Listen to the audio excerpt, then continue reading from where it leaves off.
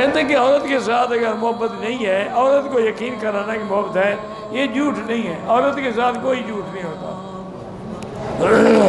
بلکہ بعض علماء تو کہتے ہیں عورت کے ساتھ جھوٹ بولنا جائز ہے۔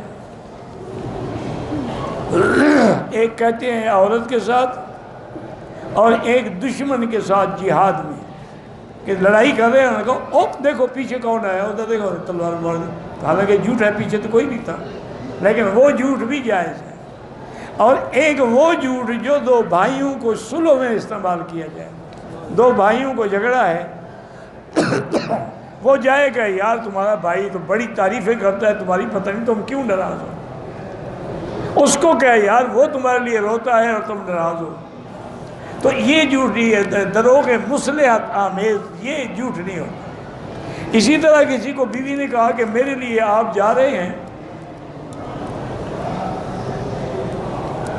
تو فرینچ چینگل کا سوٹ لے کے آنا، اب وہ مہنگا ہوتا ہے، اس کے بعد اتنے پیسے بھی نہیں تھے۔